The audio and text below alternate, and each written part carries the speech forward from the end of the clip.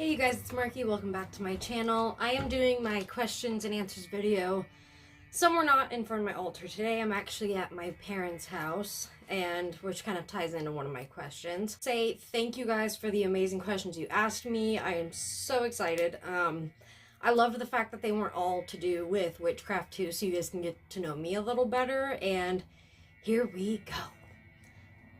So question number 1. What's your biggest life lesson? I've had so many, it's kind of hard to pick one actually. I think my biggest lesson in life would have to be becoming a mom, because it has pushed me to be the best person I can be, not only for me but for my kids, to set a good example for them as they grow up. And it really made me appreciate my mom even more than I already did, because being a mom is not fucking easy, and props to all of us mamas who keep going every day. Are you close to your family? Yes, I am a very family-oriented person. I go to my parents' house every single weekend with both of my kids, and we stay the night for the whole weekend with them. And sometimes just hanging out at the house. My parents' house and property is my home away from home. And I absolutely love coming here and spending time with them, because life's too short. Embrace the ones you love and spend as much time with them as you can. And not only but my parents, but I'm also very close to my, cousins, aunts, uncles. Ever since becoming adults, we've all got our own life stuff going on, so we don't get to see each other as much or as often as we'd like to, but we still keep in touch, and I love all of you. So, how did you get into YouTube?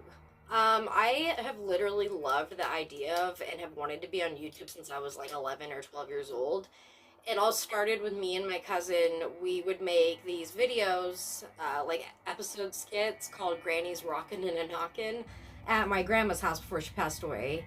And it was me in one of my grandma's wigs. She was going through chemotherapy and had cancer, and so she had like 3 or 4 wigs and had one that she let me play with.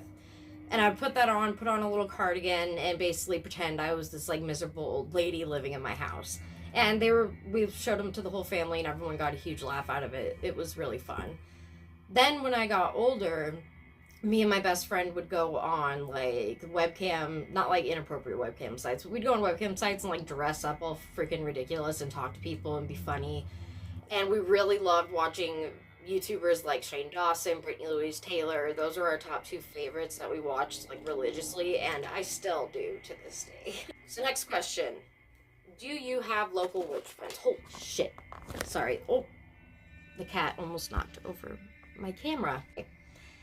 Question. Do you have local witch friends? Yes, I do. It took me years to meet them, and it wasn't until I became an adult, actually, that I have been lucky enough to find a group of amazing women and men that meet up for every full moon at one of the witches' houses, and we have a lot of fun. We do card readings for each other. We usually do one spell or ritual before the night's over, take a big group photo. I'll throw one up right here for you guys to check it out real quick. It's amazing. We have so much fun together. And it's a really good place for us to all just let loose, be open, and be ourselves. Cat? Cat? No. What got you into your craft? For me, mostly it was losing my grandma when I was 11 years old, because I was so close to her. She was like a second mom to me, and I just could not wrap my brain around why God would take someone so amazing and someone so pure and someone who worshipped and believed in him. I didn't make any sense to me, and I was so hateful and resentful of that for so many years. And then finally I had this wake up call of, if you loved your grandma that much and you respect what she believed in, you need to just understand what happened for whatever reason it did, and that you need to just focus on having that spiritual connection with her. Stupid, get your fat butt out of the... Oh yeah, losing her was a huge eye-opener for me and made me a very open spiritual person, because I wanted to still have that relationship and a connection with her even though she was physically gone. And I still felt her presence around me, and I had so many different, I guess what you could consider paranormal experiences growing up from the age of 3 on, that I just knew that there had to be more out there, and that I was going to open myself to accepting and understanding more, I guess. So another question is, how many kids do you have? I thought it was pretty obvious, but I have two. I've got a 3, almost 4-year-old daughter, Aubrey, and then I have a 10-month-old, almost 1-year-old son, Gage. They will both be turning 4 and 1 in July, and then I will be 23 July 29th, so woohoo, July's the birthday month this year. So one of my last questions that I'm going to answer is, do you plan to have more kids? No. No, no, no. With my epilepsy, doctors were too afraid to have me do normal vaginal birth because if I had experienced too intense of pain, I could go into a seizure, which could cause all of my muscles to contract and crush my daughter or son when I had both of them. So they opted to do cesarean C-section, which was the best decision of my life. I healed really, really fast. I've always been a fast healer, so it was not an issue at all. I mean, within a few days, I was up walking around totally fine. And I had my tubes tied as well as cauterized. So no more kiddos for me, because medically it was the best decision, and for my mental health also, because I know in my heart that it is not a good idea for me to have any more kids, and that I am grateful for mine that I have, and I know that they are all I'm gonna want. And if anything ever happens in the future where me and my fiance are financially stable enough, I would absolutely love to considering being a foster parent, because I have grown up knowing people who were in broken homes, abused homes, that where they should have been placed somewhere better, but the system failed them and they weren't.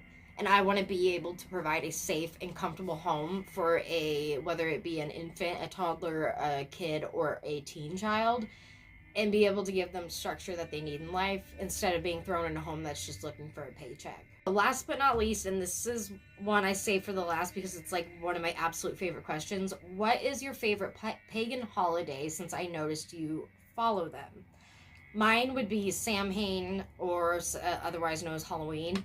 Mine and my fiance's dating anniversary is on Halloween. We started dating when we were 14, and so it means a lot to me in that aspect. I've always been a little goth kid at heart. Halloween's my favorite. I mean, come on.